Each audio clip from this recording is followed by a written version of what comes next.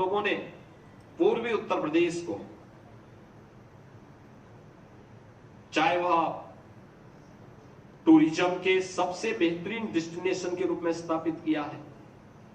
कोई सोचता था काशी में राष्ट्रपिता महात्मा गांधी जब 1916 में काशी आए थे, तो काशी में काशी विश्वनाथ मंदिर का दर्शन करने के लिए जब वो गए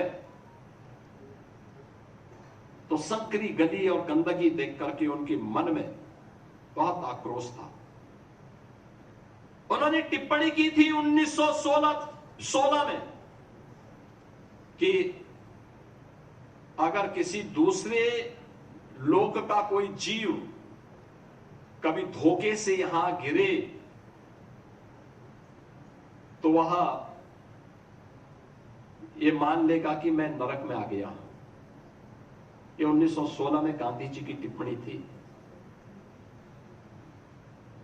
लेकिन गांधी जी के नाम पे देश की सत्ता बहुत सारे लोगों ने प्राप्त की,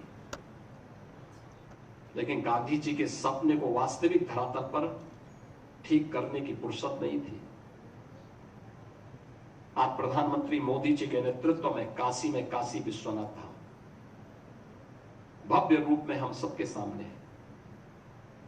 देश के अंदर किसी एक स्पिरिचुअल टूरिज्म के किसी एक स्पॉट में सबसे ज्यादा टूरिस्ट आता है, वह काशी विश्वनाथ धाम है। काशी में काशी विश्वनाथ धाम है।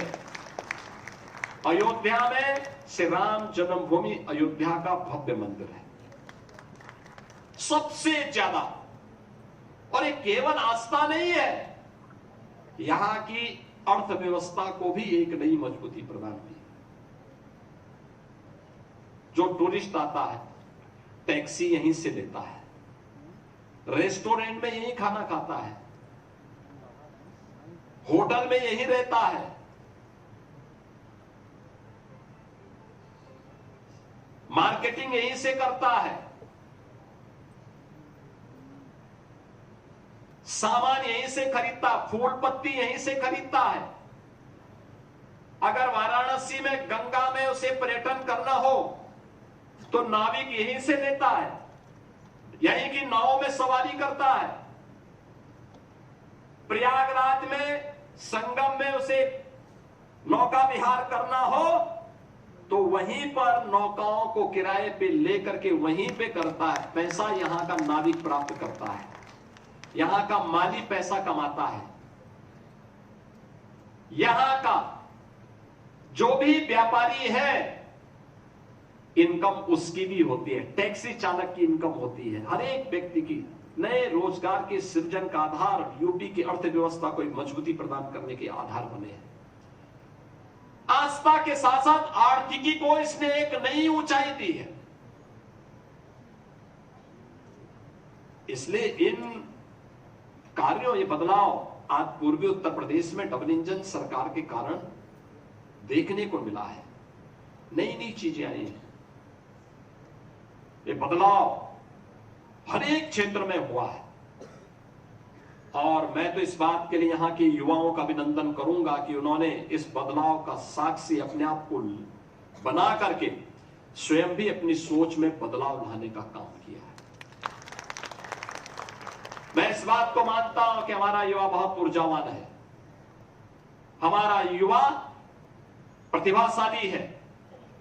आज की नई टेक्नोलॉजी में उसने रुचि लेनी शुरू की है और वह तेजी के साथ बदलते हुए भारत का हिस्सा बनकर के यूपी को आज एक नई अर्थव्यवस्था के रूप में स्थापित कर रहा है। मेरा मानना है कि जो पूर्वी उत्तर प्रदेश आज से 9 वर्ष पहले, 10 वर्ष पहले एक बीमारू क्षेत्र माना जाता था, यह माना जाता था कि यहां कमजोर अर्थव्यवस्था है, लोगों में कार्य करने की सामर्थ्य नहीं है, आज उससे क्षेत्र मुक्त हो चुका है। तब तो तेजी के साथ भारत की अर्थव्यवस्था को आगे बढ़ाते हुए अब यह क्षेत्र शिक्षा में, स्वास्थ्य में, रोजगार उपलब्ध करवाने में बेहतरीन इंफ्रास्ट्रक्चर में आज इस क्षेत्र में ने एक नई ऊंचाइयां प्राप्त की है, बेहतरीन तरीके से आगे बढ़ा है। और मुझे लगता है कि आज यूपी जो पहले बॉटम 3 में था, आज वह टॉप 3 इकोनॉमी के रूप में देश के अंदर उभरा है। तो उसके पीछे इन युवाओं का परिश्रम है, उनकी प्रतिभा है। उस युवा को हम नकार भी नहीं सकते और उसको लांछित भी नहीं कर सकते। अगर वह पहले उसका योगदान हम नहीं ले पा रहे थे, कमी उस युवा की नहीं थी, कमी उस सिस्टम की थी जो उस युवा की प्रतिभा का उपयोग नहीं कर पा रहा था।